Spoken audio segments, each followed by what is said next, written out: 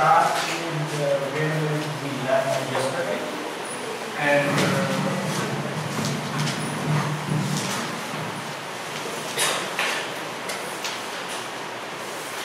we try to discuss whatever the questions she has about translocation, and then talk about genomic instability and X-chromosome inactivation. I think we should keep on going, or let's say 5 minutes.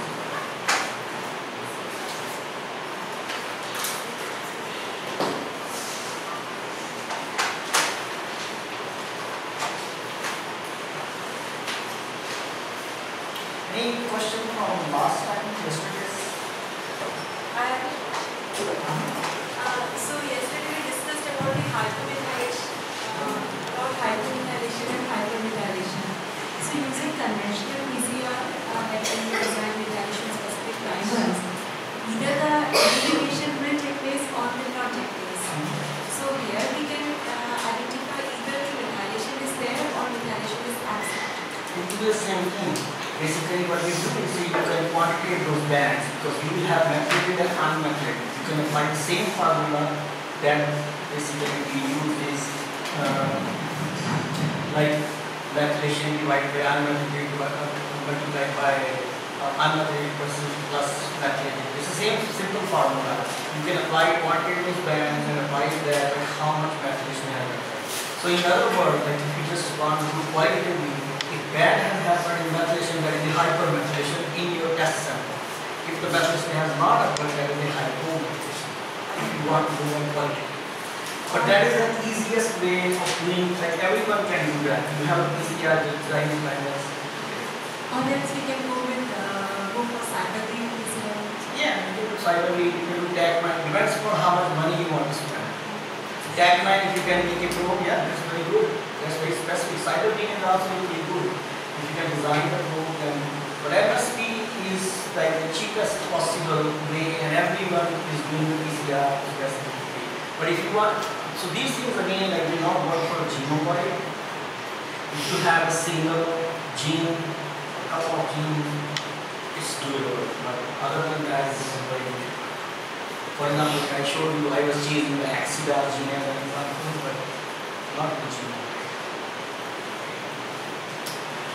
So I will try to like make it more interactive rather than just I keep on discussing. So we will touch base like what we were. There were a few questions that were being like I answered it at that moment. Now there was a question from a fusion gene. So we will discuss with RNA sequence. That will be around to discuss it today. That will just repetition same. So I will incorporate a fusion gene synchros plot. Synchros plot is show the genome in the round. So that is the current trend that will show the genome by studying the differential expression or whatever it is in a circular plot. I think we need to learn a little bit more. I feel equal. I speak very loud, it should be fine.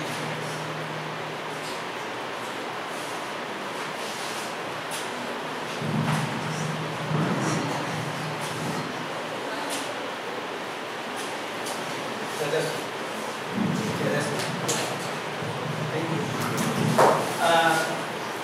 So we will try to first cover the X chromosome inactivation.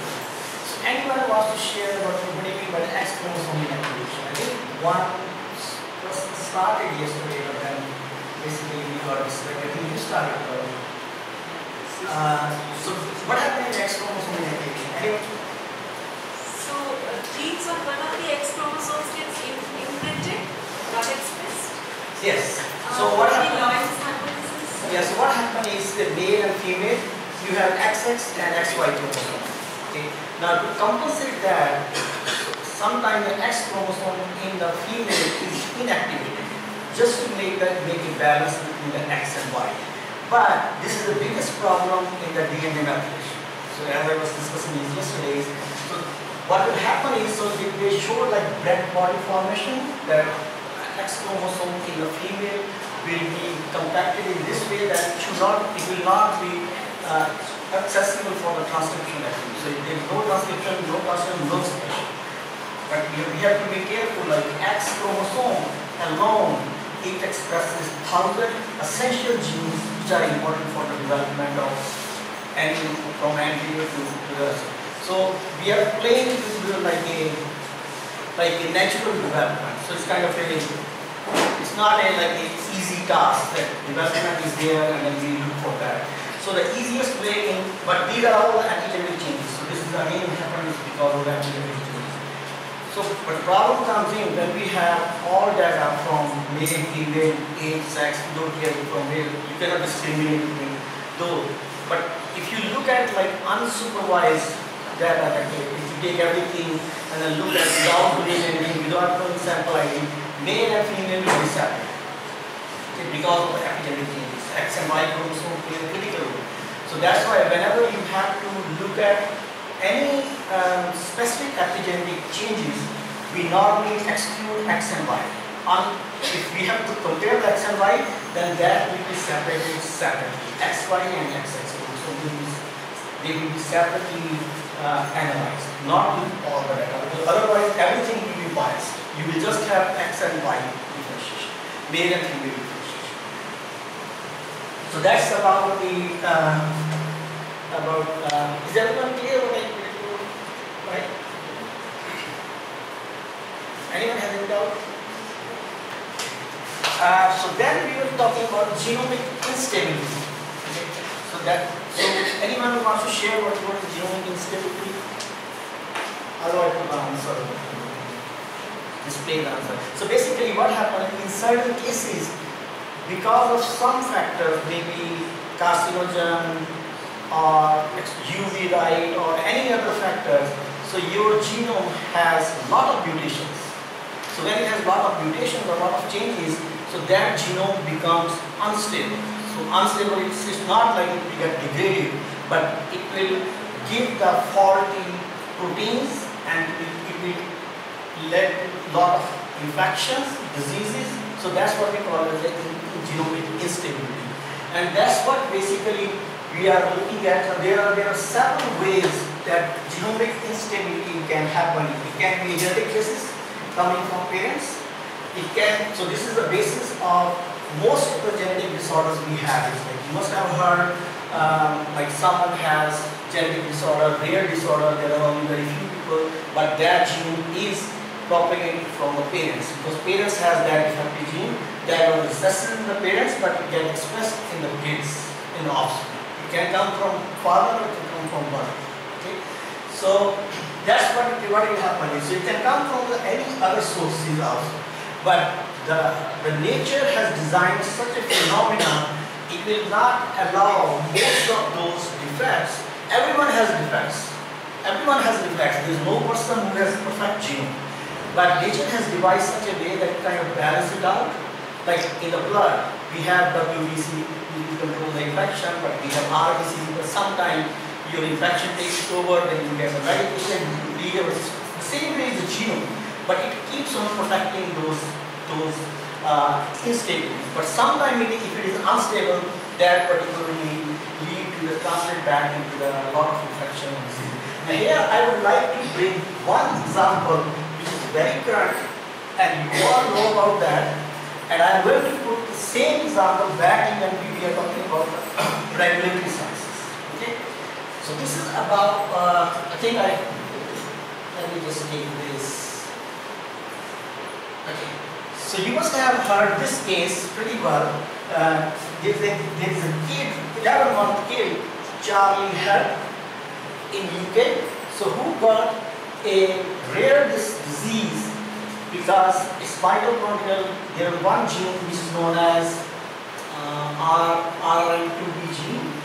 So it was mutated, and that gene was coming from parents. Parents were okay, but kid was not okay. So initially when kid was born, he was okay. But after like 6-7 months or 8 months, so they started realizing he's like he cannot bend, he cannot make stable his neck, and there was a degeneration of the brain that started. So that this is coming from this gene. So what this gene is doing? This gene is not doing anything. But basically, what happened in the normal DNA? So this has to be converted into dioxyribonuclease diphosphate. But when this enzyme is not there, it will not be converted. So that means your DNA is deficient in dinucleotide diphosphate. So if it is deficient, then basically you don't have, I think I need to play with the colors. I tried my best. So basically DNA synthesis will not occur here. So then it will lead to this MPDS disease. It is nothing, but what happens is the mitochondria will not have a normal respiration and it will not supply the oxygen to the muscles. So muscle dystrophy will occur and which will later on lead to the brain degeneration. Now the exact case that was going on is there is a person in the United States, he is from the University of Columbia. So he has been working on this, not only disorder, he was working on another enzyme which is TKX. It is doing the same mechanism. So if you put it here, it will not produce this thing. But Charlie's disorder, he has treated that particular disorder successfully in, I would say like 8 or 9 kids. But Charlie's disorder was a little bit different from that, but it was doing the same thing. So what he has to do is, he offered that thing, I think that's why it was a lot in the news. UK has its own regulations. They have their own insurance policies. So doctors say no, that's not going to work for him. Because that is the state-funded insurance plans. Government pays everything. Okay, so you have to understand that, Laguna. That's why it's very important to talk about personal genomic medicine. But at the end of the day, if you cannot manage it, there's nothing you can do about that. The United States is different. Okay, so here basically, when if this guy has to use the medication on a new test subject, there's no clinical trial. It's just one case. He has to separately get an FDA approval, and FDA agreed on that. Okay, so it's not like you must be thinking what the hell FDA is doing is like they keep on sitting for years in the regular cases. This is the same case. In case of rare diseases and necessity of the patient, because patient's welfare and recovery is the prime importance for FDA or like United States regulatory agencies, whatever they are. So they basically kind of in principle agree that if that kid flies back into the United States, but they put a condition that he flies safe, that UK doctors bring him live in the United States. So that's where I think the catch was, and the UK doctors, they don't want to take the chances, and they say, no, that's not going to work, and all those things. That's why it went to the court. Judge said no, then one judge said yes, and then in fact, it has gone back to the same court. So finally parents gave up and the child died. So this guy in the last 10 years he has used his nucleoside. So there was nothing, not like a real science involved in this. So he has some formula which is kind of, I think, IP protected. Is like he's giving a nucleoside mixture at a certain interval depending upon the dose severity, just like oral. That's it, nothing else. Okay, so it's basically replacing, depending on the disease severity. So it's replacing that enzyme in vitro, and the patient will survive. So he has successfully made use for that therapy for 8 or 9 people. But again, like it's not a clinical trial, you cannot get a lot of people, but still FDA cooperates with it. So this is the kind of the bigger picture which I want to push you when we go towards the end of this course.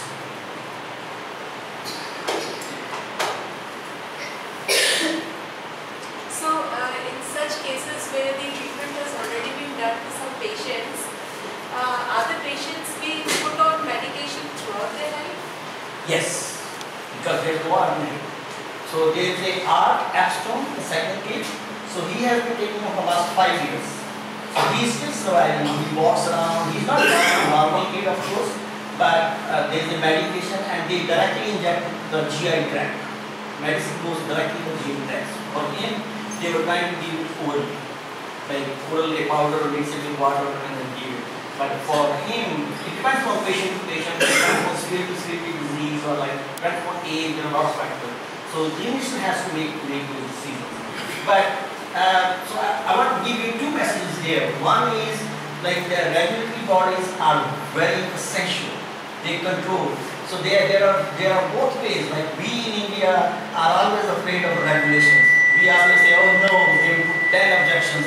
But if there is a clear dialogue between the inventor and the regulator, I think that is the best way. And we both support, not like pushing legs off each other and saying that you cannot do. So then they can do a better job. So same is like the FDA. If not, the FDA is very good. FDA also do some mistakes. You must have heard a lot of time there are some medications they were in the circular for like 10 years, they were withdrawn because of the side effects and all those things. Someone has to make a complaint to FDA. Someone has to give it a documentary proof. Okay, this has happened. There's no way like someone will just wake up and say that why you are doing this thing. Here I will give you a little bit of one example. There was a colonoscopy case in the United States that had happened. That company was from Japan. So what they do is when they do gastrointestinal colonoscopy, a microscope probe goes into the intestine and then find out those areas. So there is only one company that makes those colonoscopy microscopes. That is Japanese company. So they went, and this is reusable. You have to be like, it's a funny part, it's reusable. Mostly they need to make it as a disposable once it's entering the body. But they made a point that that has to be sterilized. Okay? So they make a procedure, SOP, standard operating procedure. UCLA Medical Center was doing it. They claim that there is no mistake in that. So FDA approved it, it went to the market, but people start dying, okay, because of the infection by superbug. Someone has a superbug infection, so it keeps on spreading with the different people. So UCLA lost like 10, 20 people, and then I think Texas somewhere, they lost 5, 6 people. So then it basically, but company didn't listen. So people start complaining about because they have a monopoly. And these are very expensive instruments. So then US Senate committee put the case on hearing. So as soon as it went to the hearing, on the very same day, they withdraw all the instruments from the market. So this is a money game too, but there is a balance, like someone has to have a balance. But what has happened is you will be surprised, and FDA approved it that you withdraw it.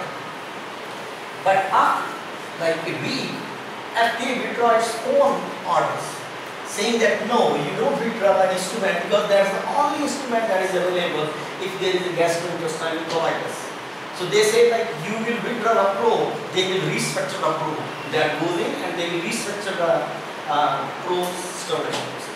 So what I'm saying is that if you look at it from the other point, one point you say, why have you to do that? It's done, But you have to understand that for people who are sick, that is the only way they can be recovered. So patients' welfare and like what kind of benefit you get, what is the disadvantage, they have to make a balance.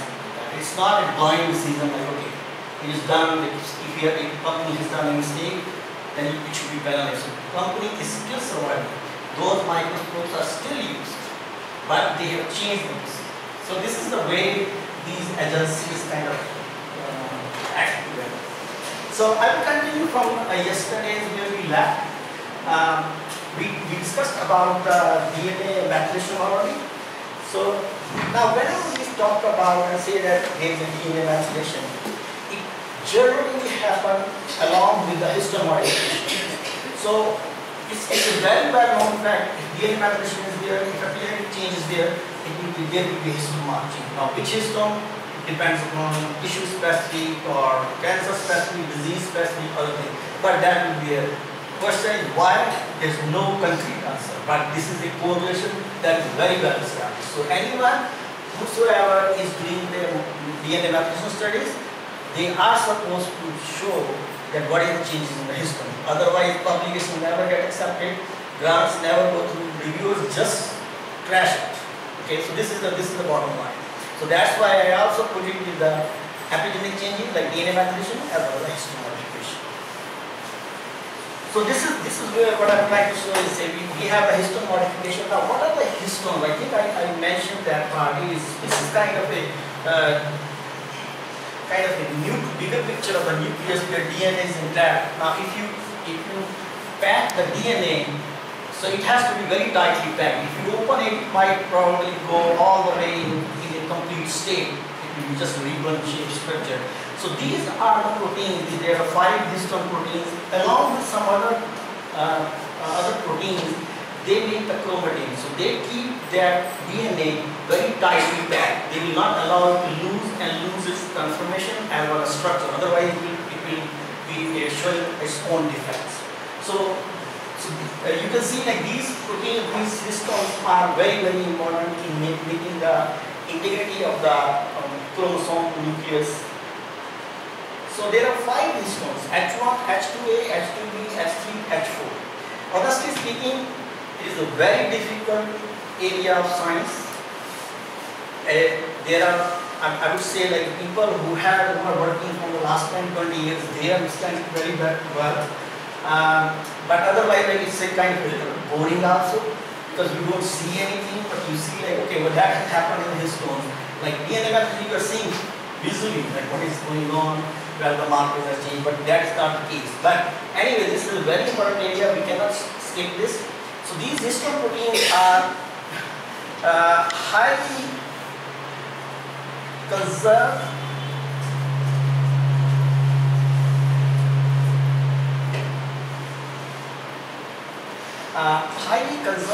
basic proteins.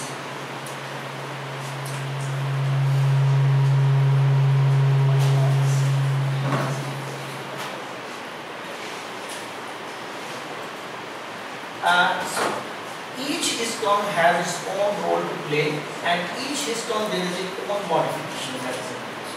So you must have heard K47, ME3, lysine, or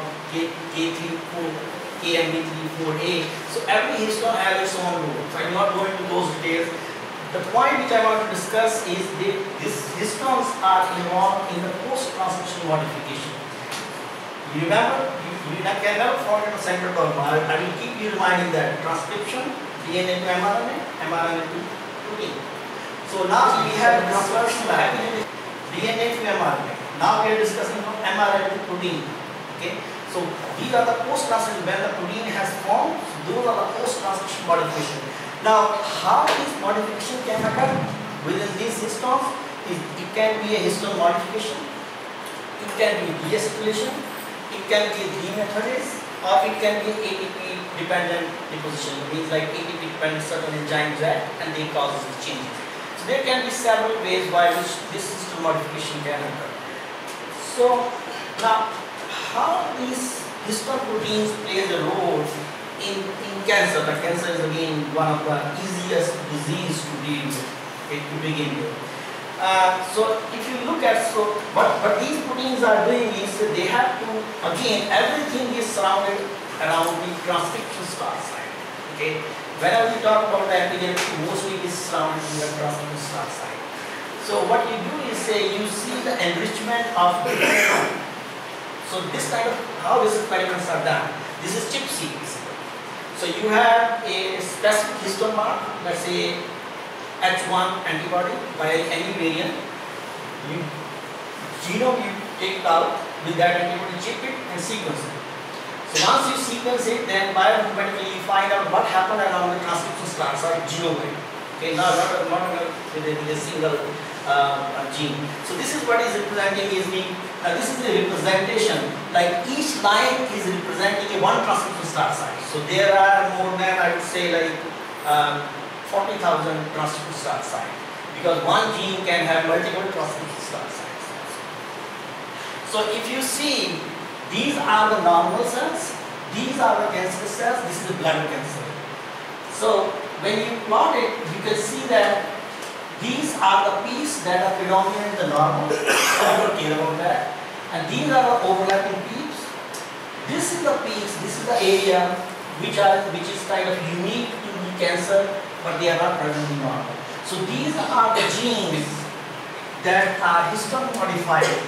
They are affected by the histone modification in the cancer, but not in the normal. So that's how basically it's a very broad overview that we look at, like how these histones are modified in the cancer, but not in the normal. But then this is not the end of it. You have to overlay with the other histones, epigenetic markers, expressions, and the proteomics, and then to the view that these are the actual histone modifications that are happening. Now this is something very new. This is a new technology that has been developed in collaboration with the investigators at USC. So we also have a patent for this, which is under process. So far, like if you look at the histone structure, what histone structure is, so it has a histone head, then is a histone tail. So far it is known that histone tail is not very important, that it just plays a role to keep the histone intact in the nucleosome. So that means that if you remove the tail, then it should stay there. It should not show any gene-specific activity. So what we did is, we remove the histone tail for H3 histone. Okay?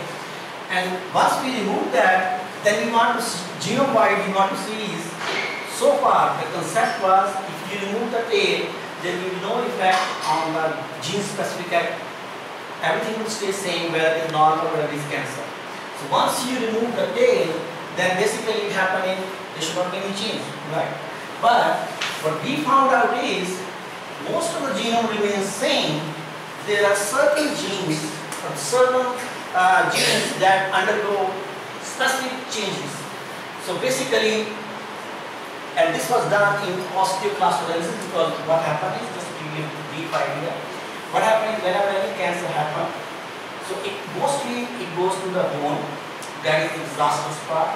So that's why here we are taking the bone osteoclastogenesis as a model, and MMP9 is the gene of interest, against which we have done all these chip sequence.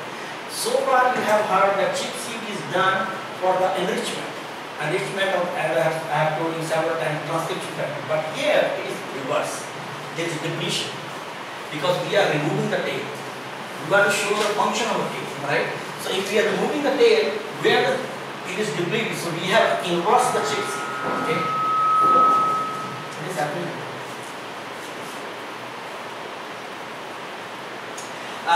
So if you see, then we analyzed it.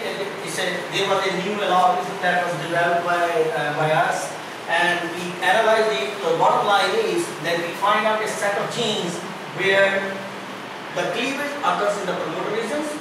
There is a set of genes where cleavage occurs in the coding region. There are a set of genes where cleavage occurs in promoter and coding region. So, and simultaneously this is showing that this is your TSS, so this is the depletion in the promoter region.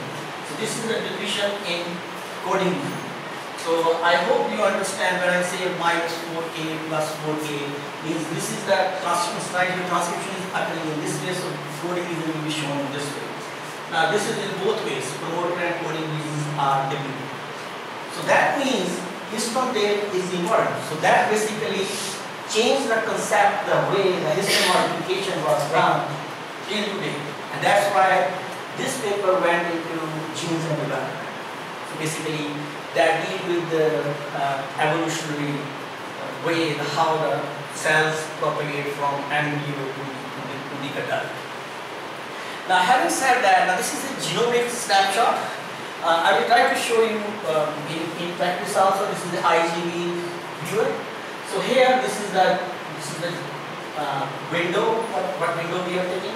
This is the reference genome, and we have put this is the reference genome. This is the gene. So I will take like this is the promoter gene inactivation. So you will see like in this side there is a depletion.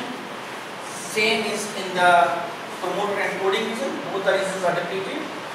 Now here only coding region is depleted. So basically, this is kind of just a genomic snapshot to show that it can happen. I should have given you one figure, but I just want to make it a point, and we can work it on some other data when we do the IGB views. So now the question arises is, we are saying that okay, promoter regions are affected, coding regions are affected, promoter and coding regions are affected. So what is going on? Like, are we looking at specific markers, or this is a non-specific cleavage that has happened? So since we are working with osteoclastogenesis, so if you do it, look at the pathway enrichment, like which pathway are affected. So then you will see, like in case of promoter, you have the rank ligand and osteoclastogenesis pathways they are involved. So basically then we are good.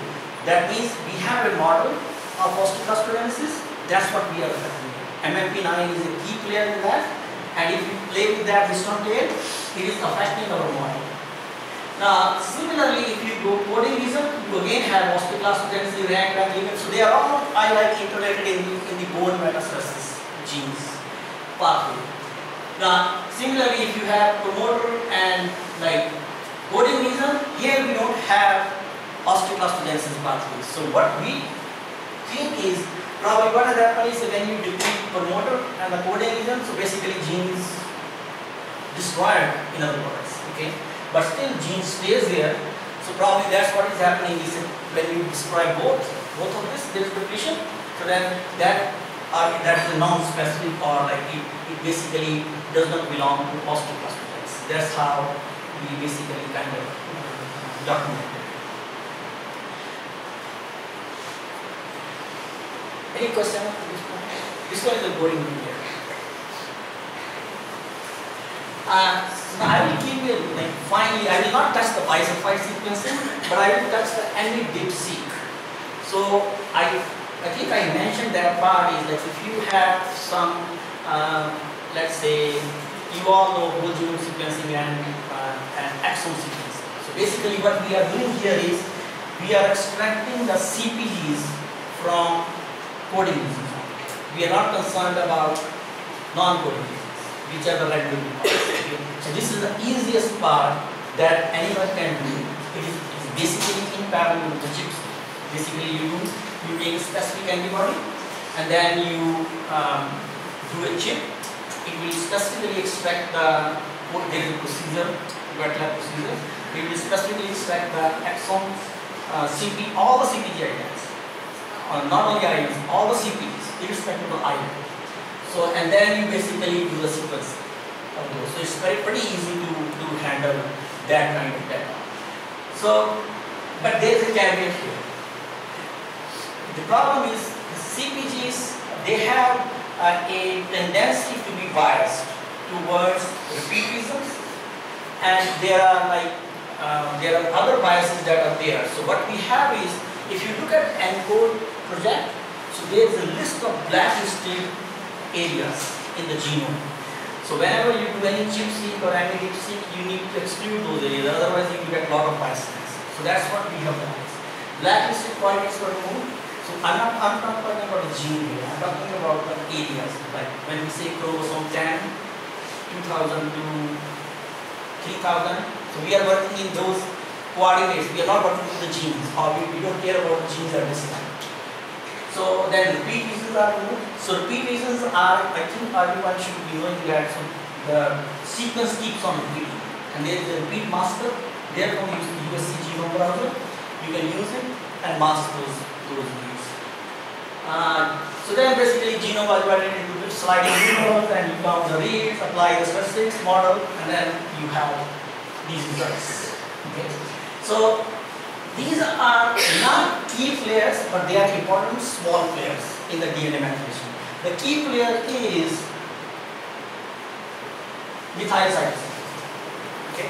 So if you see, you can have carboxycytosine, hydroxymethyl cytosine, 5-methyl cytosine. So what this experiment is, it is a developmental stage of an embryo. I will not tell the organism, but it is a developmental stage. Like you pick up this wild type in the embryo, you knock out.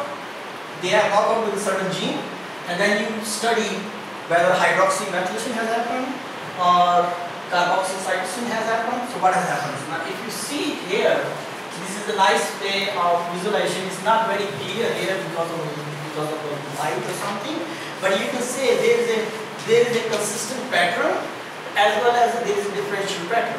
Between 5-CSE is a little bit different from any of the other ones, and 5-MC and hydroxymethylcytosine are same. They are practically same, so that's what it will happen. So the idea is kind of to give you a hint that these players are important, and we can have you can study them, but if not, then you can at least study the 5-methyl cytosine. Now, so far yesterday work and today, most of these publications are there, but you can also go on NCBI and find out more publications. Now, since this is a published work, so I am obliged to acknowledge the people who finance this thing or who provide the support. Main support was coming from NIH, and of course the conclusion support was coming from Keck School of Medicine, USC Nurse Center, and HPCC is the learning body for me. So without that, nothing can happen. Any question here?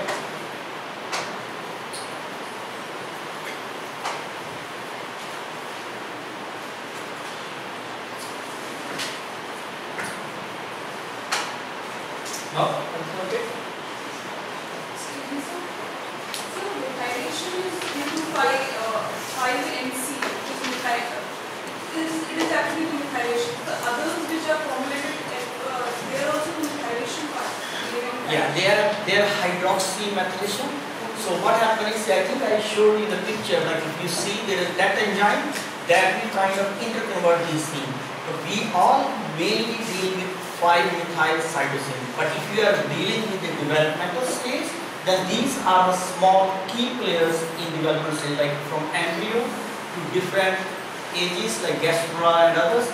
So these are the key players at that stage. But we, like when we work with the developed adult tissues, so we work with only 5-methyl cytosine. But everything is happening at the 5' cytosine. So this is all related to that. Sometimes it can be CSE, sometimes it can be hydroxymethyl cytosine, sometimes it can be just 5-methyl cytosine. So basically, we want to see, like in the embryo, if you knock out the gene, what is the effect of these other epigenetic markers which are involved in early developmental stages. So now, basically, I have drifted away from just from cancer or any other disease. We are talking about aging. So that these kind of defects lead to defective aging. You must have heard those terms like defective aging. Someone is looking old in the young age, or someone is looking young in the old age. So like all those things. So those are again epigenetic changes.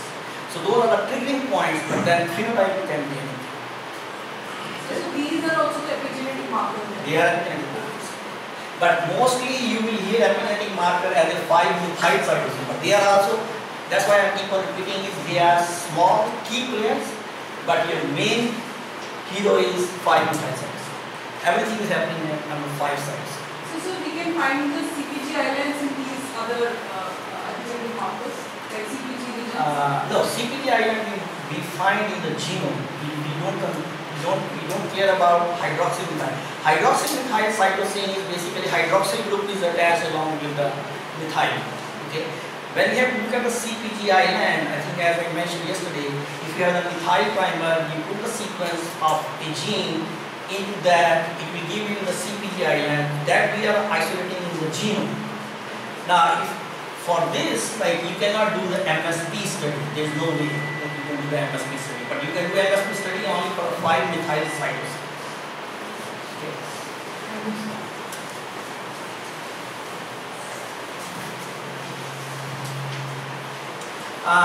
So we will now take anything else. So we will now take what we have so far have been hearing is junk art. So there was so far I think around last 10-15 years, we all hear that most of the introns are not good, they are not required, that's why they are spliced out. So this is the ENCODE project that has come up in 2015 or 16 this junk RNA is the key player. This is the key regulatory element in the regulation of the DNA or expression of any gene transcription or translation. So we will just, and so now suddenly there's a lot of interest in this regulation.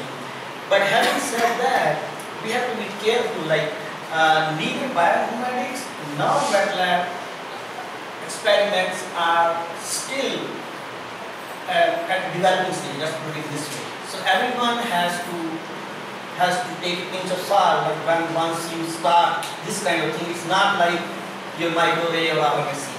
So it's like you have to really dive into that and find out like how you design the experiment.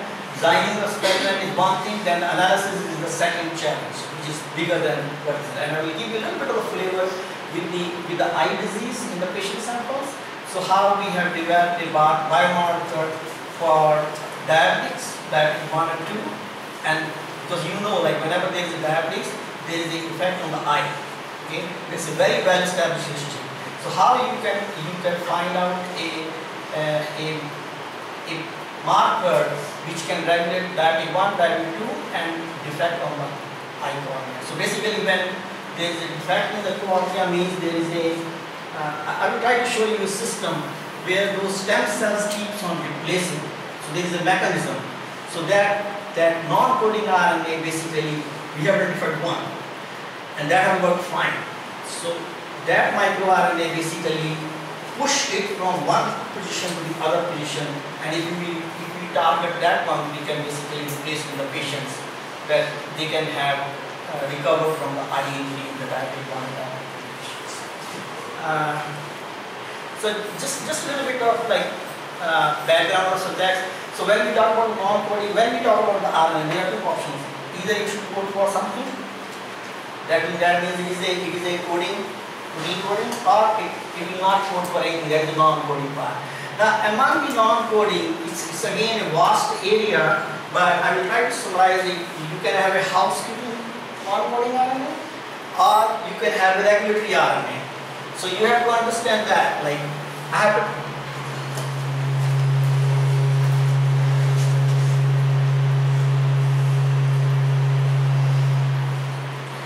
have put the link RNA, which are the most important and hottest target for the regulation as a separate. But you can have microRNA, siRNA, and antisense RNA. And then all of these, they can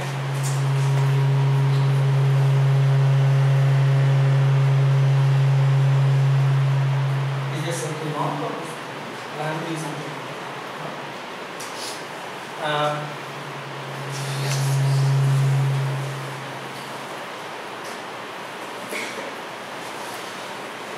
So basically they are all regulating the chromatin structure, chromatin marks, or they are the translational regulator, post-transcription regulator, or so mostly these are the post-transcription regulators. So now we are coming one step back. Histones are post-transcription modification.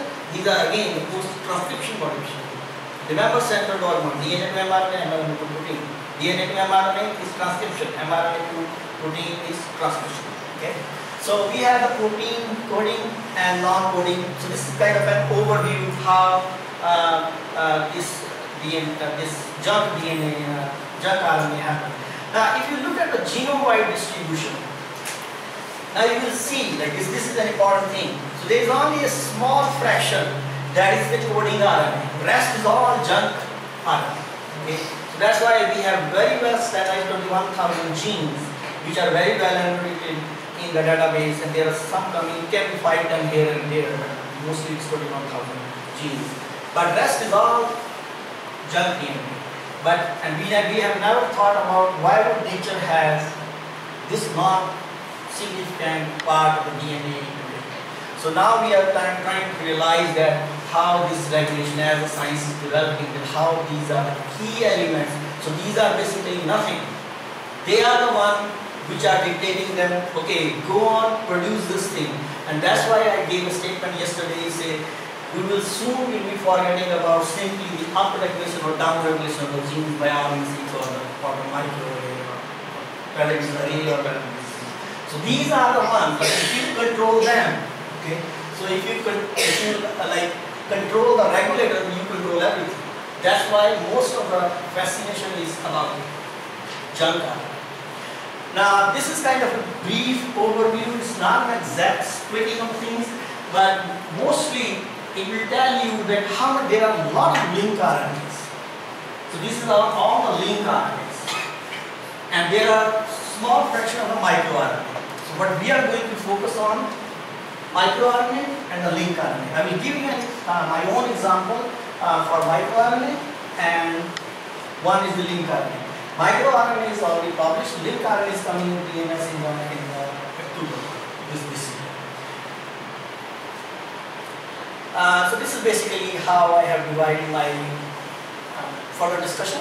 So a little bit of background on microRNA, what microRNA are, how they are produced, how you identify their targets. Now you have to remember one thing is very, very difficult to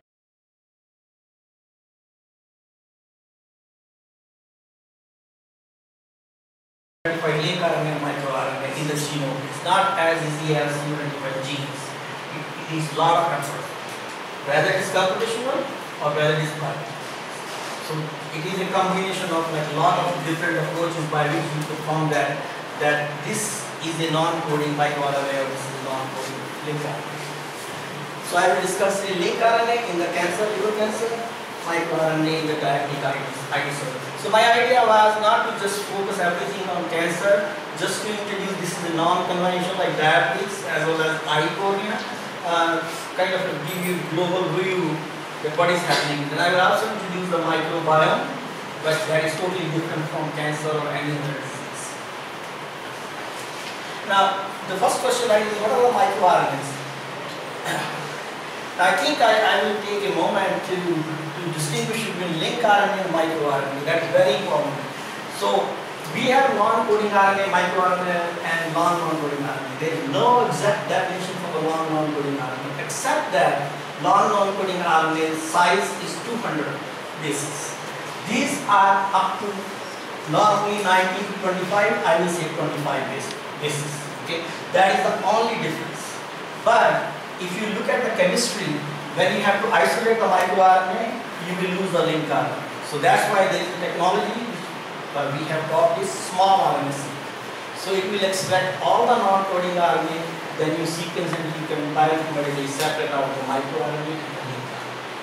But if you go after the microRNA, you will only have the microRNA, you will lose link RNA. If you have a link RNA, you will lose the microRNA because of the size threshold.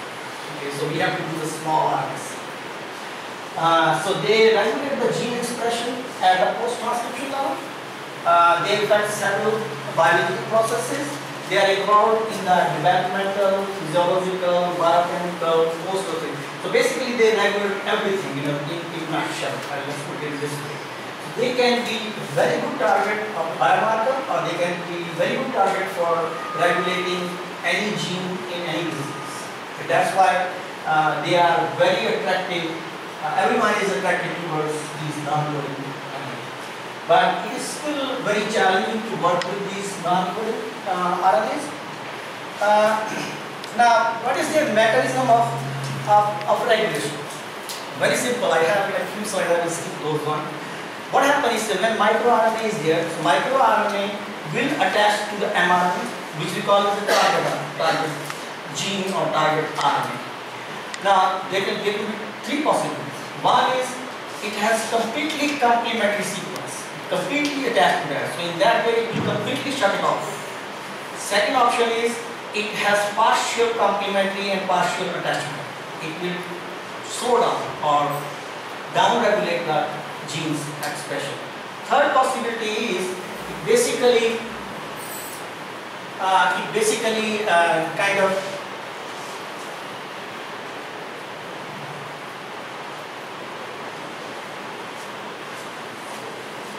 yes, this will lead to the degradation, and this will just lead to the partial translation. I think I am missing something.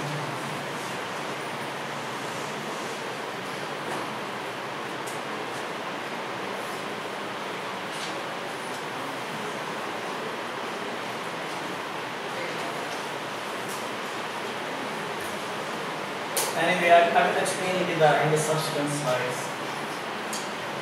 But basically, it can either down terminate, completely degrade, or partially. So these are the three possibilities by which it can any microRNA or any long non-coding RNA can have. Now, how they are synthesized and what is their function? So this is a very brief overview, like how the microRNA synthesis occurs in the genome. So here we have this part is in the nucleus, this part is in the cytoplasm. So there are two key enzymes. One is DOSA, another is the DISA. DOSA is present in the nucleus. This one is present in the cytoplasm. So I have, for your easiness, I have marked it like what it does is. So, and this basically chopped off from the pre-microRNA to mature microRNA, so it separates out and releases into the genome. So that's how basically, in a nutshell, that is happening. If you have any more information, you can read this review also. But I think for us, this should be good enough. Two enzymes are involved, and then this one kicks it out from the nucleus in the cytoplasm. This chops off and gives you the mature microRNA. Just an overview. This is the figure which you will keep on watching in my presentation again and again in different forms. You have already seen it like 20 times. Okay, but this is very important figure. So it's the same thing. Okay, so exon introns, transmission region 3' enhancers, proximal promoter regions, and this is the 5'. We have to pay attention to beyond this. Will be 5' UTR region. Here will be 3' UTR region. UTR means untranslated region. Okay, so that is basically non-coding. So that's where these microRNAs play a critical role. Now this is again the splicing that happened. Exons combined, introns are removed, and you have a mature gene. So if you look at the mature gene, this is basically nothing. UTR, 3' UTR, and polyadenylated tail. Okay, so this is very important. It's nowadays, I think it is taught in high school, if I'm not mistaken. But one has to be crystal clear about that. Without that, nothing can happen. Central dogma and the structure of the gene. These are the two important things we basically need to keep on doing. Now, just a brief idea like what microRNAs are. MicroRNAs are 19 to 22. I will take the 25 bases long. They repress the activity of the complementary mRNA. So wherever they attach, they will repress the activity. The one microRNA can act on hundreds of mRNA. So that makes our life very complicated. Okay. So it's very difficult to find out if this target is only one or hundreds. So if it is affecting more than one, then basically we cannot do anything with that. If we are trying to control the disease. So we have to either attenuate it or do something else to find out. This is exactly what is shown. It can go to 100 microRNA. So one change in one microRNA can change the phenotype. So that is the power of these non-coding RNAs. One link RNA, one microRNA, any change can induce a change in phenotype. So when I'm saying phenotype is, I think most of you have maybe working in cell line model, whether it is plant science or other thing. So you must have heard like apoptosis, growth cycle, Anderson. So basically that's what I mean to say is if you change the phenotype of a cell will swell or burst or it will undergo cell death or nothing will happen. So it can do all with just one change in one microRNA and or one long microRNA. So you can very well imagine that how powerful they are in controlling the gene regulation. Another important beautiful thing about these things are they are more or less they are conserved. Invertebrates and vertebrates they are conserved. So basically, like if you find a function in one case, most likely that is going to translate back into the other system.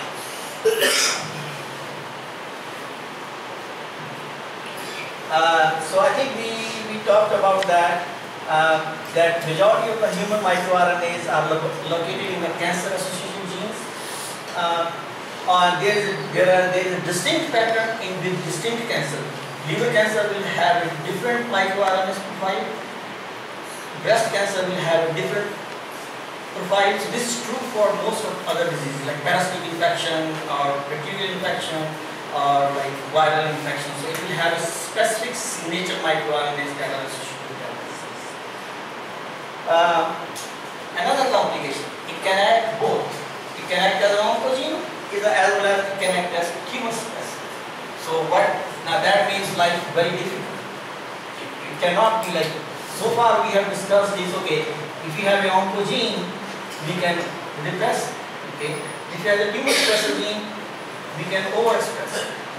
But we have, so what we need to do is that we need to first identify what set of microRNA or what microRNA is there, what is its function, and then decide about doing something else in the patient center. In the cell line, you can do whatever you want.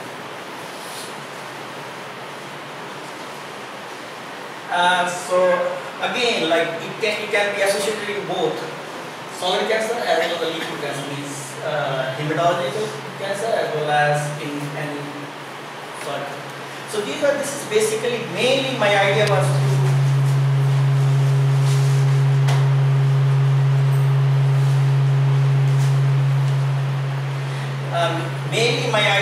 to focus on hematological malignancies, but this table also has like other types of cancer.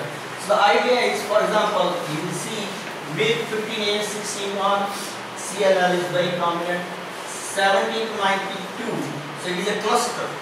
But we say they are 70 to 92, they all cluster together and they can be mapped to DLBCL, diffuse large B-cell lymphoma.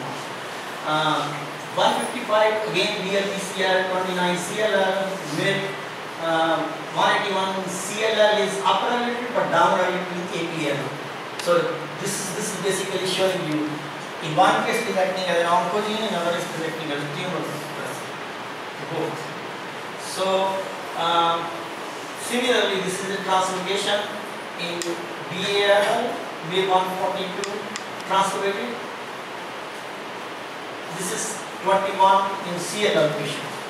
I think I missed one part about the translocation. I had a very nice slide, but I think I jumped to that part. So we discussed. Someone asked the translocation. The person is here? Yeah.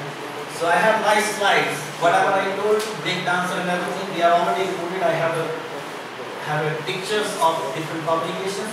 If you want, you can refer to that. And there are 3 ways by which we will discuss it once we finish. So this is a here table. Like so far, we have different genes that are cancer-associated genes. You remember, like there are 462 genes that have been reported to be cancer-associated genes. Irrespective, they are oncogene, tumor-specific genes, or primary or secondary genes. There is a list of 462 genes. So most of these, if you see, these are the targets, these are genes, and they are affected by this MID, like MID17, and you can see like HEST, this is a transcription factor, affected by MID312, 217. So it's not like you cannot remember this, but just give you an idea that once we have microRNA, we find out that it is mapping to those specific cancer, then we identify its target and try to regulate that target. Okay.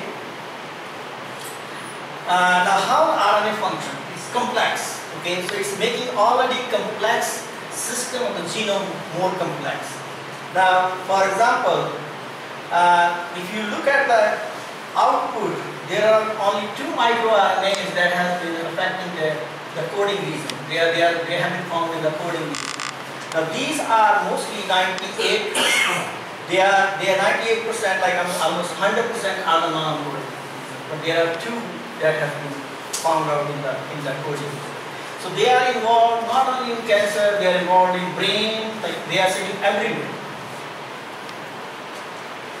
Now this is a simplified model. We have discussed a little bit like before, but I think I will give you an idea. Like you have a precursor RNA which folds back, the enzymes dicer comes out.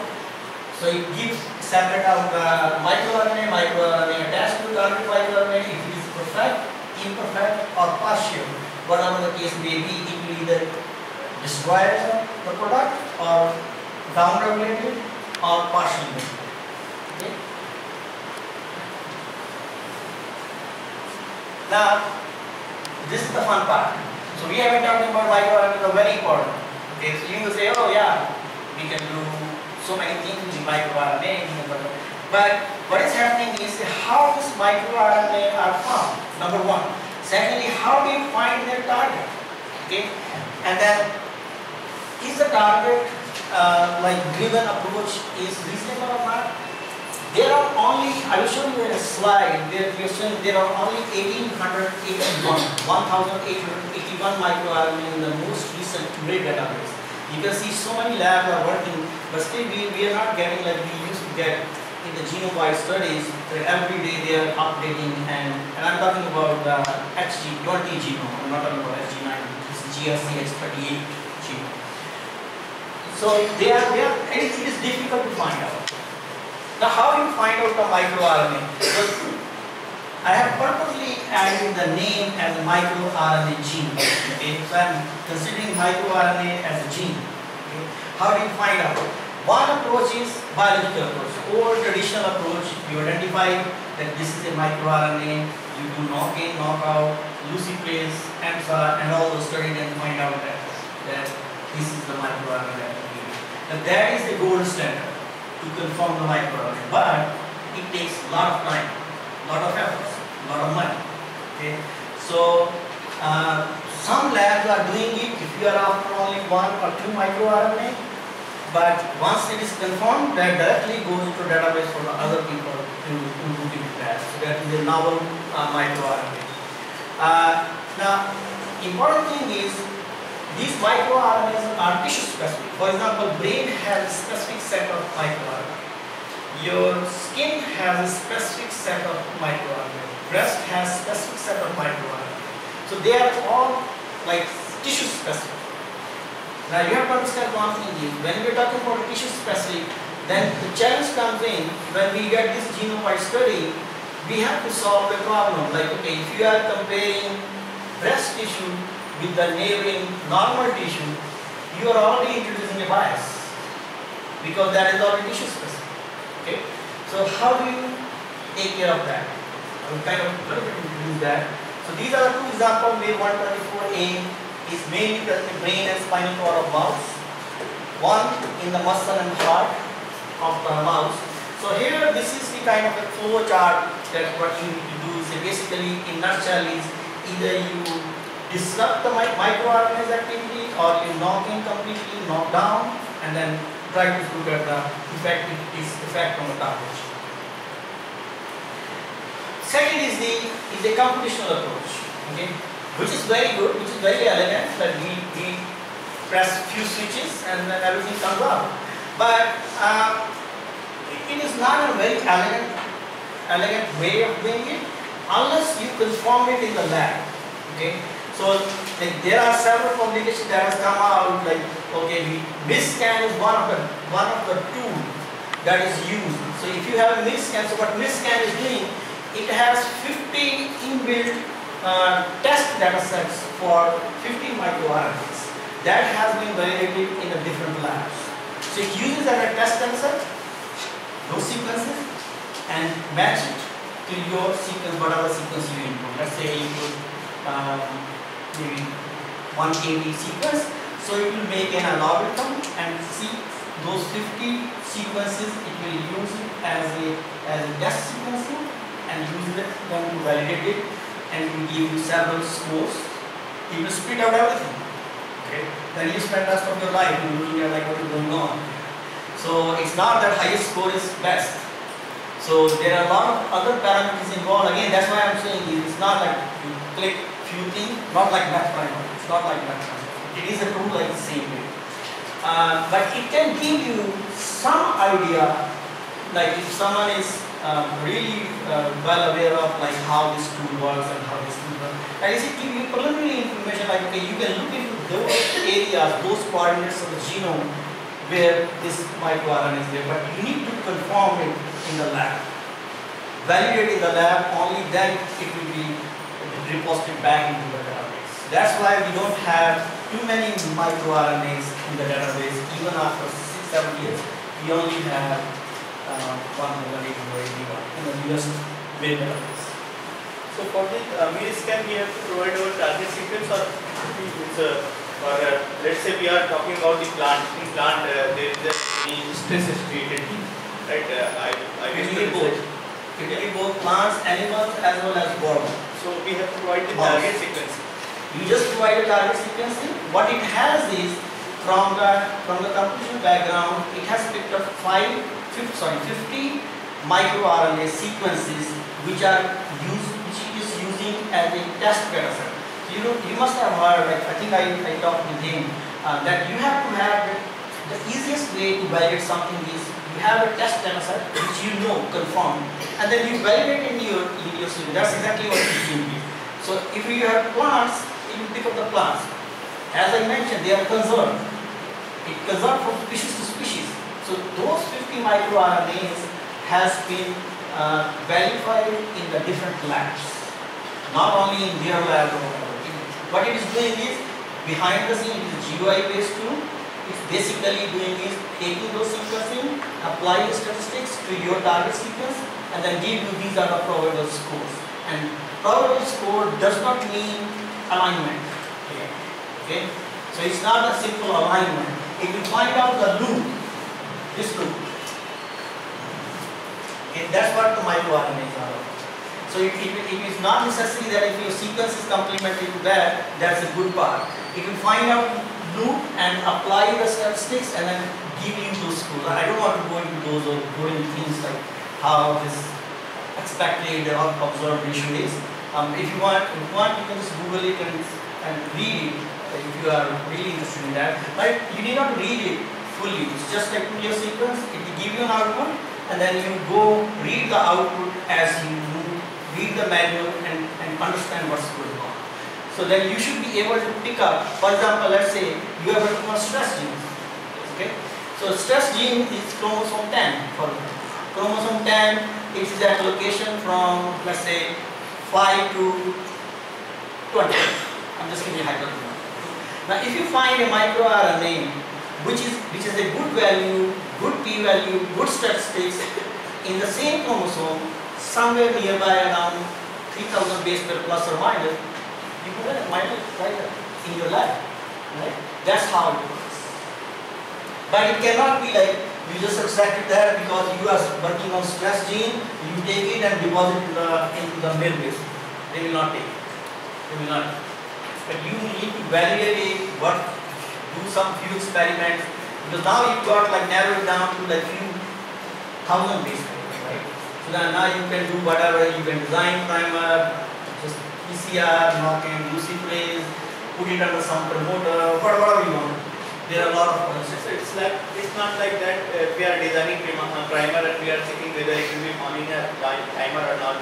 So in this case we can't do these things. We can't. No, what you have to do first is, for example, like it's a basic wet lab question. It's not a bioinformatics, but I would like to answer that.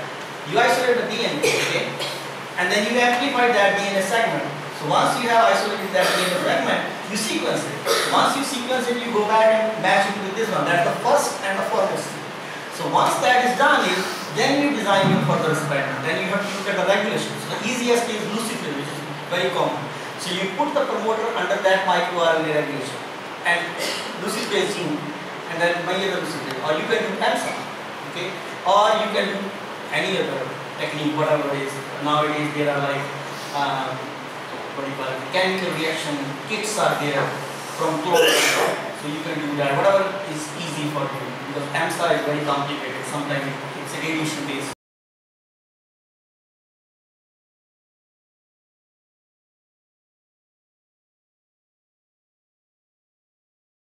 Sometimes it's important. So once that is confirmed, then you can design it. So this is a typical MIS scan. Just to give you an idea, I have removed everything, why it was done.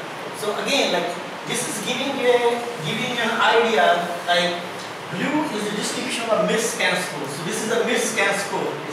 Now if you overlay with this the training set, so these are the red training 50 microRNA that I talked about, 50 targets in mapping like that. And then yellow and purple, this one and this one. So these are your verified by the cloning by other evidences. These are the confirmed ones. So you will have this score. You know, like it is picking up from this value. Rest is all junk. So you can imagine like needs a little bit of duplicating, and then you can decide these are the scores, how its score comes in, and what is the p-value, what is significant, and then as I mentioned, like easiest is like you pick up. You have to spend some time. It will not be like you just put it in pick up, just like I have shown you back front. But everything is there. It's not like that. But you have to like really architect your way, go into that, and then find out and verify the sequence, file sequences, and then find out. Okay. Anyway, I think no one is going to do that. So why is the cutting there? Estimation. Microscan scope. Why is cut there? Microscan. I don't know. But Sir, इसमें estimation में सब cut है बीच में. It's like 300. Continuation. but it is a plot. So you remember, like if we plot is like your graph will go like that. That's huge graph that yeah, it's simple. It's nothing. It's just like a way of presentation. So is this base can be good to identify the mature microRNA? Pre-microRNA is very common. I'm not going to do it. So we have to search who is score on based on score or like distribution. Score is one criteria, as I keep on saying, but if you go and read the instructions, it's not that simple if score is high, because it's not simply alignment, just like you do the blast. It's not like blast, that your sequence is matching to that or you have it different. It's not like that. It finds out the loop and then apply the statistics how significantly that loop can be. It is just a false discovery rate and everything behind the scene, and give you the positivity rate. Then you have to read it and find out. Just like I explained to him very nicely, like you are interested. You cannot do like genome. You cannot spend the rest of your life in looking at this. Okay, this is what it is. Okay, there are several composition people whose bread butter is based upon that. You may not like to spend your time. But what he asked the question is, he is interested in stress distributions. Okay. So I answer that he knows his gene. A gene is sitting at some position. So what I will do is, the easiest way is, I will look at the score and find out where my chromosome 10, that gene is sitting nearby to 3000 or whatever 5,000 base pair, and pick up that, isolate that fragment, sequence it, confirm the sequence, confirm the loop sequence, and then basically come back and do the study. That should be it. I'm not worried about, no one is going to give those details even in public statistics how this MIS scan works. MIS scan is someone else's baby. So they have already earned a name and it's already there, people are using it. That's what they want to do, is and they will keep on improving. We do not spend time on like looking at the gene. So now that is about the microRNA. Now the next question comes in, you have to find out the target. For example, his question was, this stress gene, right? He's interested in stress gene. So I gave him a hint that okay, you can find out from nearby. But that does not mean that it is going to hit his stress gene. It can affect any other gene on a different chromosome. Okay? Because it is a compact structure. So that is another challenge. How to figure out. For example, now let's not read this thing word by word. The important thing is to counter that problem. What you should do is say, once you have that sequence, you look at the, like for example, stress gene, you look at the 5' and 3' UTR regions and find out the sequence homology. Okay? So in that way, it will tell you if it is like more than a 70-80% homology, then that is what he's looking for. If not, then you have to figure out something else. Okay? So that is the easiest way. You look at, and that's why whenever you have to find the microRNA targets, you look for the 5' UTR and 3' UTR. So in fact, like what I do is, I take 5' UTR from the genome wide, 3' UTR from genome wide, and then try to find out the consensus sequence. So one thing we can also do, we can check the interactions, so we can check the mRNA and DNA docking, and we can see. Well, those are the structural studies. Okay. So what is happening is, I think I have already mentioned that sequence similarity, sequence complementary, I think I must have, yeah, it's written here. So in plants there is a lot of sequence complementary, but not in animals. What the hell you will do? It's the same microRNA which is conserved in all the species, but in one case it is showing a lot of complementary, it is aligning well. So again, I'm trying to repeat in microRNA, it is not a simple alignment, it is not a simple blocks, it has its own properties. So that's why you have to be a little bit careful about that. And then size is the key part. Like if you are looking at like 50 base pair, then there is something wrong. You have to go back. And I will in fact like show you that when you analyze the data, how basically you come up with neat and clean strategy that you are looking only microRNA and nothing else. I think here I have mentioned, for example, if we allow, now this is the key part. If you now remember like alignment, I must have mentioned somewhere, you must have read the paper that you allow one mismatch, two mismatch. Now if you start allowing the mismatch, it will be all mixed up. It will be all false positives. So you have to be little like careful about what's going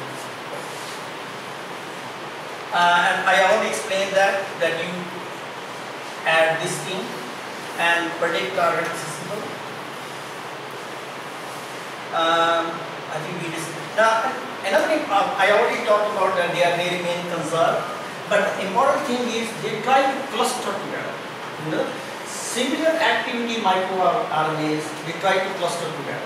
That's why I keep on showing you those heat maps. Okay, so basically the heat maps is they use behind the scene. I will show you the PCAs too also. So if you have two different strategies, two different algorithms, three different algorithms, and if you have the same clustering pattern, that means you are confident that they are showing the same way. If you are working with just genes or anything, just one heat map or one clustering is fine, but not in microRNA. So that's why I'm going to show you two ways of clustering. One is the PCA and another is the high. So this is basically showing that they remain conserved across the species. And this is the mid base. So that's basically the gold standard for the microRNAs.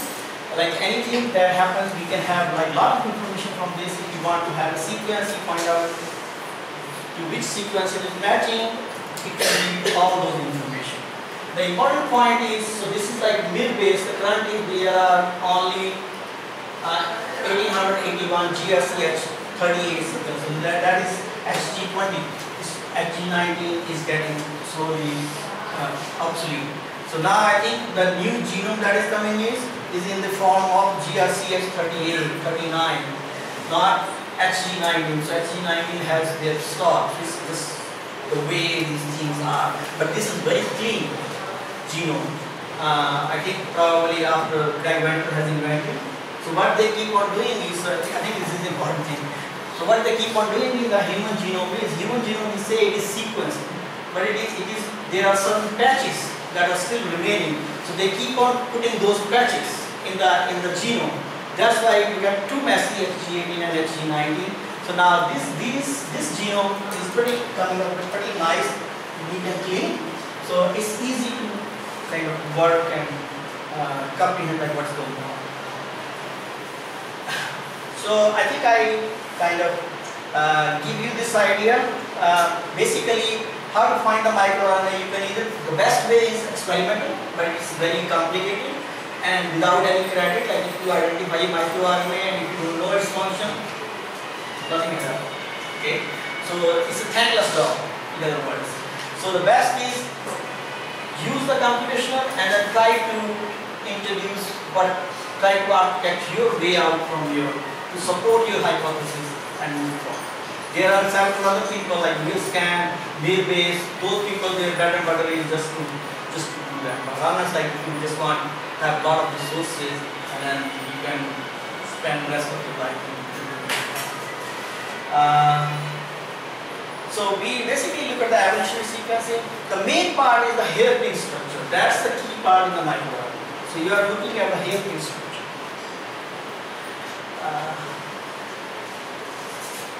So I think like again I'm trying to give you the challenges. One is they are small, annotation and statistical concern. So being small and the sequence small, so they like when this can apply statistics, so it has a very complicated statistic behind the scene, but it's not simply a blast sequence. Okay, I keep on repeating the same thing, and that's what exactly I'm saying here is like there is a statistical concern. Like if you align 20 base pair to 20 base pair, that will not make no sense. Okay, you can do ADC, BCP, and whatever the things are. And there is no, and it has to be done based by paralog and ortholog. You remember, like I think you all might know is like human genome can be mapped to the mouse, mouse can be mapped to the human. There is no 100% similarity, but there are several orthologs. Okay, that's what I'm talking about. Like once you have to find out, because it is in order to increase the statistical power, we need to use those orthologs and paralogs so that we can identify what exactly, because microRNA is concerned across different species and different generations. Then the problem is the draft is still incomplete. Whatever microRNAs are there also, they are incomplete in structure and sequence. So that's another issue. Their function. We are concerned about function. If function is concerned, we have some lab has proved this function, we are good to go. But after that lab is going to leave that. They will move to something else.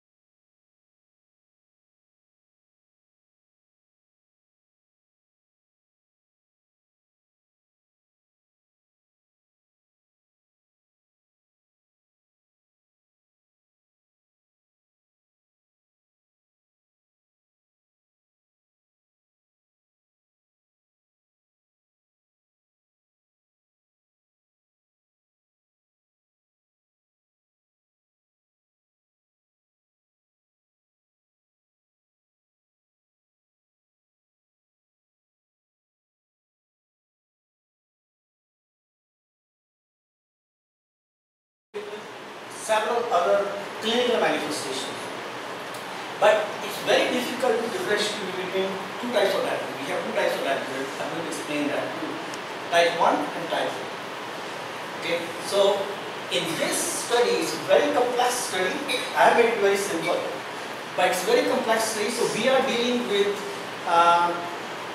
two things. One is differentiating between the diabetes, type 1 and type 2 diabetes. And second is, in those clinical patients, we are trying to regain the limbus cell homeostasis. Okay, so then these clinical patients, they have their own covariates. Like they can be age, sex, so all these things, food habits, they are all going to affect their diabetic status and their corneal status. So those all things has been taken care of. Just as you have to take my words. Okay. But there is a model that has been generated, so those clinical covariates have been taken care of. I think because the reason for that is, I want to stress upon is, I have been arguing with someone that if you compare with 1 year person with 20-year person smoking, you are already getting a bias. 1 year baby cannot smoke. So that means those things has been taken care of here. So what happened in the limbus epithelial stem cells? So there is an unlimited supply of proliferating cells. So there is no limit. Unless there is some signaling defect, those limbus stem cells will stop production. If they stop the production, person will go blind, definitely. There's no way, there's no surgery, no medication that it can replace that. So, but that stem cell pool, it resides in the basal region called limbal epithelial stem cells. This is what I'm saying. It resides here. So it has to move from here to here. Okay. So it has a lifetime capacity. So nature has, God has, let's put it in this way, has given, because eyes are very precious. So there is a mechanism that is in place that these stem cells will never be diffused from the system unless there is some other disease or physical injury occurs by which you are disrupting that mechanism. But what happens is, so this is the term that we use, is they should remain in homeostasis. Homeostasis is nothing but it's just like the cells keep on dying. As the cells reach here, the cells will keep on dying, new cells keep on replacing. So this is a cycle that we keep on going. A little bit about the correlation between diabetes and eye. So it is very well known that these all factors, some of them are proved clinically, some of them are just correlations. Okay, but one of the things is diabetes has decreased the corneal sensitivity. So basically, cornea becomes less sensitive. So less sensitive is it will not grasp the light properly. So you will have blurred image. And that's why, like mostly as I explained to you, they say that okay, you have a high cholesterol will also lead to diabetes, and then you have a grayish area around the cornea, so you might like check your cholesterol and go to your PCP. Like in US we call it the primary doctor, the PCP. So that's normally happens. Now, it's also known, this is a correlative study, like if a person is diabetic, there is a thickening of the cornea. So the bottom line from all these things is, it can also lead to bacterial infection. So diabetes can also lead to bacterial infection. So the bottom line is, diabetes can harm your body by any means. It can do physical injury, it can do infection, it can affect your blooding, or it can reduce its activity. So what will happen is, the hypothesis on which we started working is that these non-coding RNAs may be able to regulate the homeostasis. They can play a key role in the tissue, this limbal stem cell homeostasis, just to regain their level in the limbus as well as central as well as basal level. So it can play a key role in this cycle. So to study that, there are a few things it's very important to explain this group. The first thing is we have clinical covariate as a diabetes. We have a clinical covariate as a cornea. So it can be that cornea itself is defective. Okay. So what we did is we have the normal patients, healthy patients. We compare the profile of the limbus stem cells as well as the central and the limbus stem cell profile. So once you say that this is the normal profile, then we go for diabetics as a group, diabetic 1 and 2. Then we want to show that this is the diabetic, this is your normal. Okay, so what is the difference? Then finally we compare this type 1 and type 2 diabetes. So in this whole procedure, there is one patient who was assigned as type 2 diabetes, but from the data point of view, that came as a type 1 diabetes. And going back to the clinical covariate, checking with the nurse and everything, no one accepted that that person is what I am seeing. So we have to exclude that patient. Okay. So there is no way but it was a very clear cut that there is some mistake somewhere has happened. Either someone has mislabeled it, or the nurse who has the patient, or maybe from where the sample has come, they have mislabeled it. So we checked everywhere. We tried to include it, switching it, and we couldn't figure it out. And so we have to exclude that one patient in the end.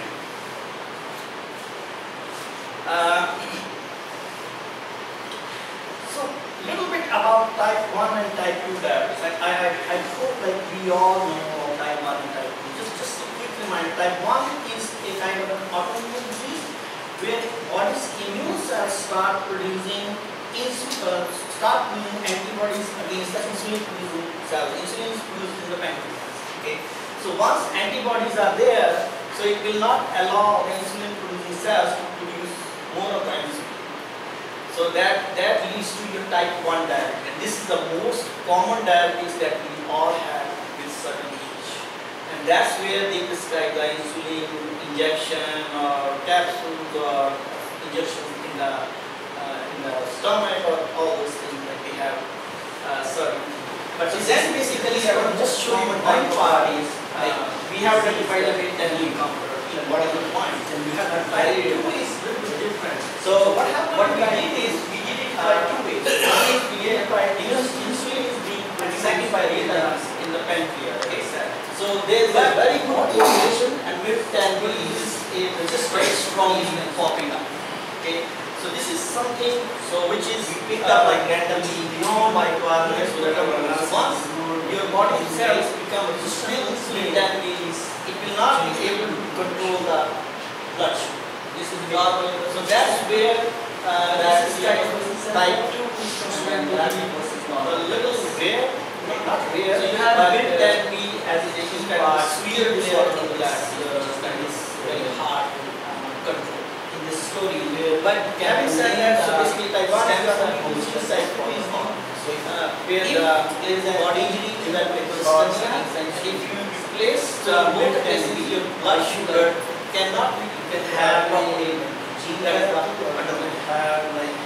so some other we have those samples, the cornea samples, and inject them, isolating the RNA in a small amounts. We are interested in that. We will basically keep on small RNA. We also did the RNA sequence. We also did the type PCR on it. We also verified that this is important. Like these basically two features of a sample that we have the same sample of a particle. You cannot do you can do just in or something. They have both have it, but there is no match. So this will acquire the biasness as I was saying, his age, sex, and all those food, nutrition, everything else. We have single patients as single patients all the time. Okay. So first of all, we did each patient compare all the data sets. That was a single patient data set. Then we did combined everything. This is the real time, not simply combined single cell, and then we overlap. Plus we want want to see that each match patients, but then we show that doing specifically impact the ones because that's what is known as individualized marker decision tracking. Or then we also show that even in the same. Then we look at the global. We want to hypothesis that okay, like this is what we have when you want to silicon 30 for that we need to global. That's not so.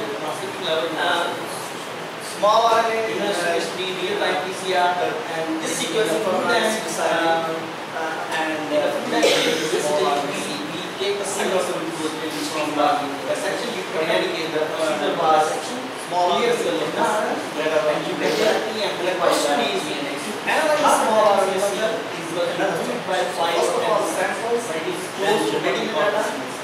One thing, analyze data, data is not simply RNA in the same sample. What we have is we have to identify specifically that part. Now this study is based on microRNA. We have the link RNA, we overlay that RNA.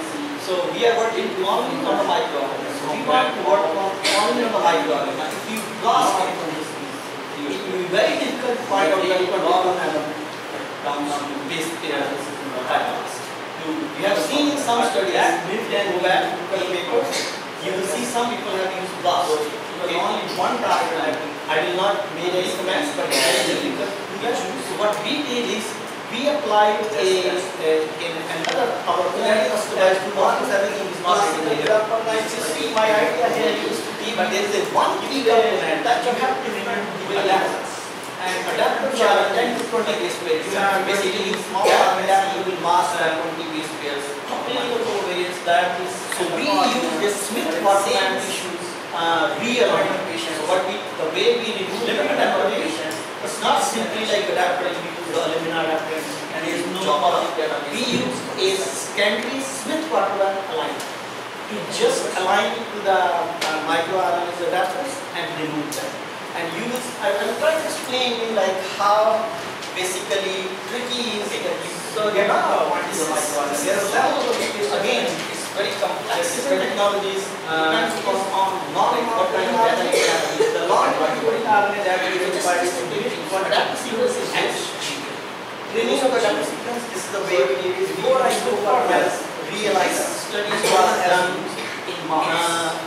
Quality reads are taken, then we align to the whole human phenotype that is made. So you want to understand like how different steps are followed. We are not aligning the mid-base because you will see in the publication that you can just take that small RNA and any non-coding the mid-base. That you have to possibly trying to because there are redundancy only are showing that what we are doing by aligning the whole human genome nitrogen. Okay. So if with what I want, this is a fine. So once we have that, and then we mark the allow tumor initiating stems. Now we are not interested in the these patients were already excluded to the surface. There are those axes are excluded. So beyond that, we isolated the tumor stems. So you see, this is one case. So annotation from gene code, mid-base, they were aligned. So what you have, the gene code has both non-coding, and gene code has a special category. Again, it has about 9 genome. Non-code will have a marking of the non-coding and the non-coding category. It's basically aligning this. But we actually and neutral boundaries, remove the axons. Idea was not then we basically align to the mid-protein. So the idea was they are RNA protein of a microRNA which has been known to be microRNA should align with 100% with what we want to find at mid-protein. Our original hypothesis was by aligning we take no penalty, nothing. 100% of people not sure that once you have that, then you are kind of sure that you are already not only with my health. Then comes the question is like what is the so if we take the protein and IP, so then we basically we get the RNA binding. This is the RNA binding, but binds to the RNA. We do the painting.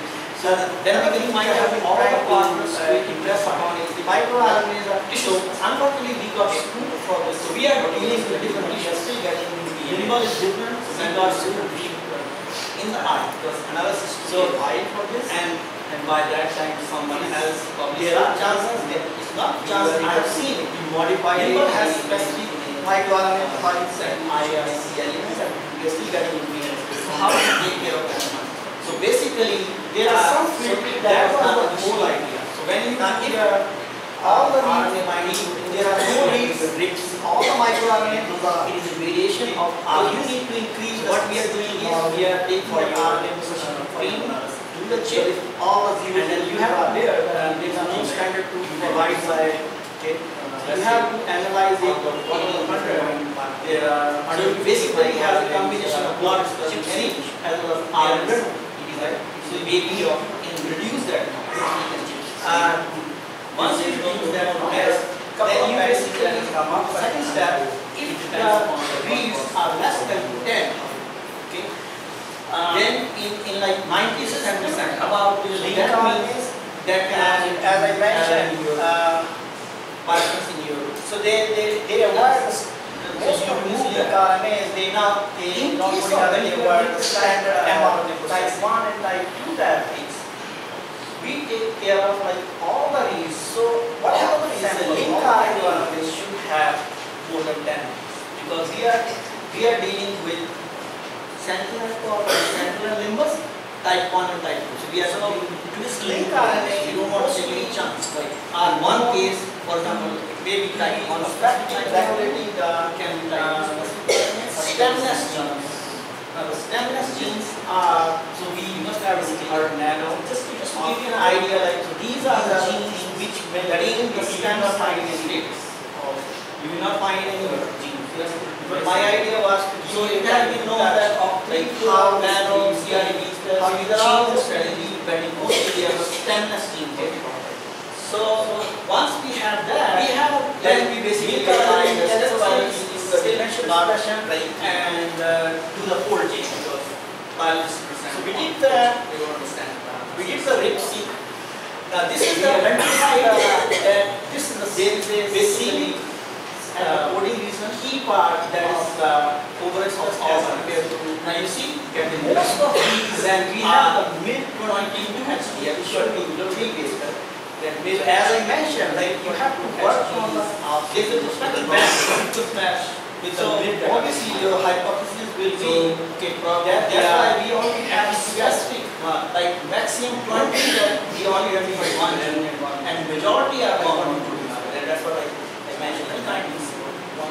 Yeah, I think is this one. So this is basically what happens. So this is the RNA. Some of the sample all RNA separated to the you have in all the patient what are the example class the RNA especially they are coming from the type 1 type not RNA so we are going to combination that is the key part so when you look at the genome-wide distribution of this DPC you find out that most of them first move in the either enclave as I mentioned like we need to show that in the long what is the differentiation between tissues what it is the introns is expected in normal, like as I mentioned, goes from central to gene and central to limbus to bind and reduce to regular limbus.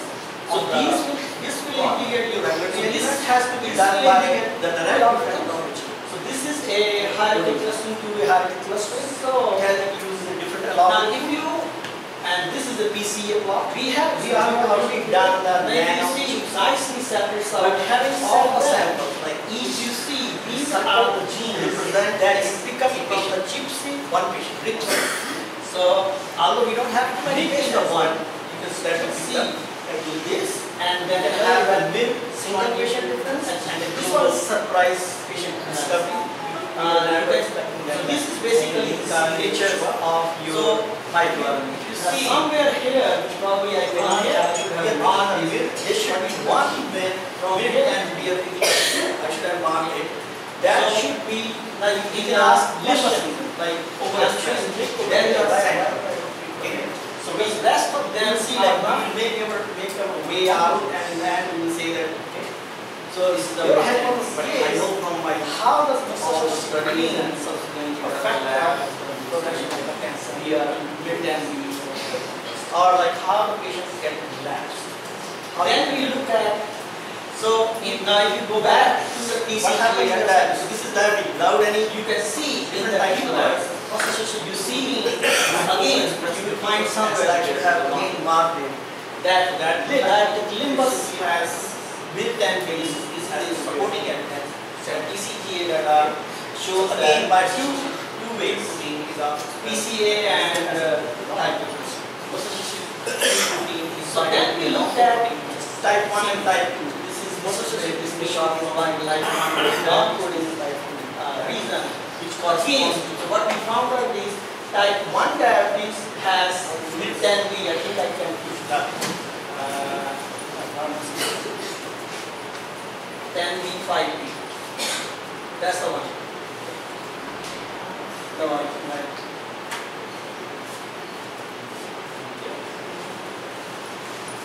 So there were like 374 patients and normal was here. So it is over. One calculated TCGA study in case of normal type 1 healthy as individuals are number. So what we have is they are our hypothesis is so healthy perfectly fitting into what we are looking at.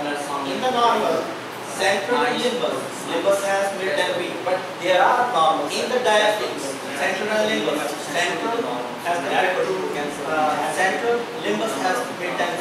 And type 1 and type 2, type 1 has mid-10 V. So if we look these two targets, and other studies basically have done a lot of immunohistochemistry and all that stuff. So we can easily say that mid-10 V is a key regulator for maintaining that pool of that stem cells. Okay, moving from central, I will go back to the hypothesis later. So then this is this is again the genome of the things. Now here we map this basically shows not simply a red and like this is a raw diagram. This is what we take the BAM files are aligned with the modi ones, not aligned with the gene exon into everything that is non-coding. So you look at coding, you can see that the limbus ITB along with the mode as compared to the central tissue. It is possible for a single or one micronormal or whether it's like one genome. Okay, so that is go back. This is the genome structure. This is not like a card that I have drawn in the coding reason. From the genome, this is the genome. This is the IgV. That's what I'm saying. So it is basically having a color of different exons. You see, these are exons. So published it recently. And currently, data is more enriched in the ribs. So it is online. So that is the beauty of your analysis. So if you don't have analysis in here, you will have everything. Coding as well as non-coding. It has to get same sequence in that. Now, if you look at the mid-10 V, mid-10 V is very small, as we can see. So you can see like there is an enrichment as compared to the input arms. So that basically confirms that the coding region from CMYC, mid-20 to non-coding. What is our hypothesis next moving forward? So our hypothesis is that what we did is before that you have to like prove that whatever you are doing is it's fitting into your hypothesis, what that we normally do the pathway analysis. So what we do is we do pathway in a different way. You may have heard about IPA, David, and all those things. So we don't do it in that way. So that technology we have published in few publications, and it is being widely followed, and slowly it will take it over. So what we have done is say I have created my own MySQL database. So where like there is nothing like rocket science in this. Just like a MySQL database. So it basically queries all the different databases like molecular signature database, David or database, Geo, all of them, and then pull out the information and do a statistical analysis, give us this. Okay. So in that way, it is not that Geo will pick up some weird term. You put in pathway basically the problem is that you put 100 genes in IPA, it will give you 20 different things and you pick and choose whatever is your relation. David gives you totally different things. Okay? And then your gene ontology gives you some weird terms. Okay? Which probably if you like something you can pick that up. So there is a problem. I think it is it is going on, people are publishing it, it is accepted, that's fine. But we have changed it this way, and that is working out fine. So basically, we are not worried about what algorithm is used by the GEO, IPA, or any other data quality signature. So we pull them together, whatever the way they think is, their pathway is, we rank those genes in our own algorithm and find out something like this. Okay? So if you see, there are, like, these are the databases that have been used. That's why I need to explain that. Molecular signature database, target scan, even the drug targets, because we are working with the personalized genomics therapy. So, like, we have the CDT databases which are from FDA approved small molecule libraries. So we also include that one ability so that any drug target can be identified. So in that way, in different studies, we have found out for the arthritis, a key molecule that has been now in the clinical trial that can be equivalent to a certain chemical in the FDA library. I will not name the compound. So when you look at the chemistry structure, it's almost complementary to that. But we have a new molecule, so that's why I'm not disclosing everything. But that is giving you a 100% recovery from the arthritic animal models and the patient models.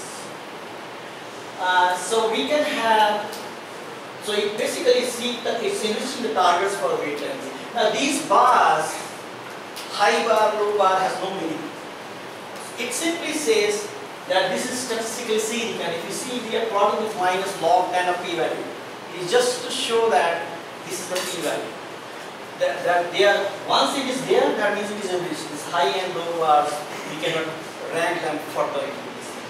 So this is from gene ontology or target database, or like, see this big target database. This is from the, this is a separate big target enrichment database is there. So it has also picked up. So basically we try to query most of the databases and put them in there.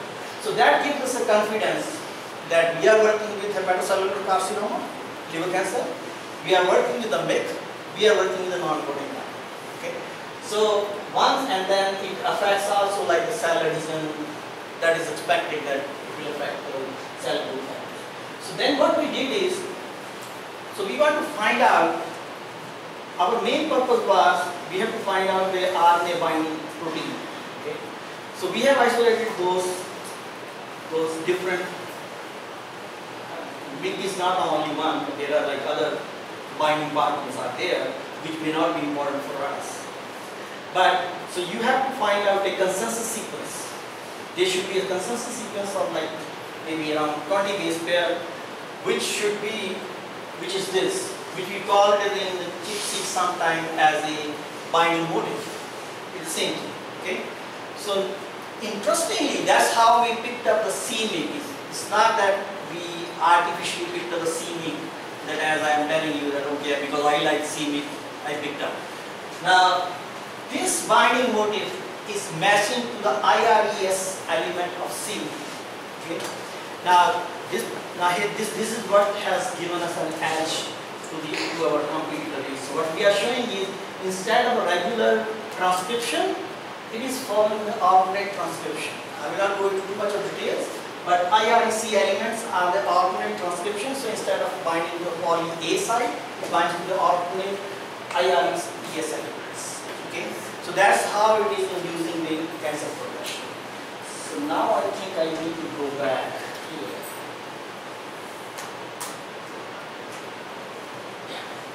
So this is what is happening. So what happens is, this is the traditional way by which the transcription will occur in the cats. You can Google it and find out, because it's kind of a little difficult to grasp in like few minutes. But if you are interested in, I'll just give you the summary. But if you are interested in, probably you can go back.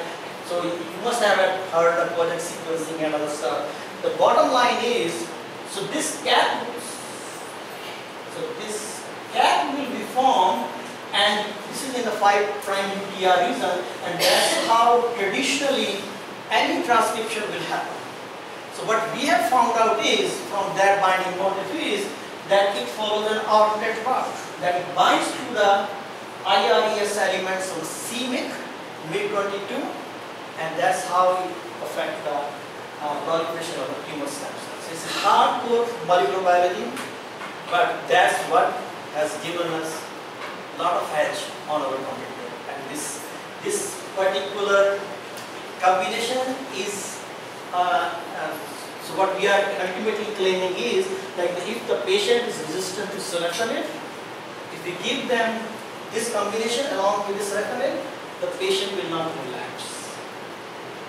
Okay, so we are not saying that it will replace the sorafenib, but we are saying that it will provide an alternate way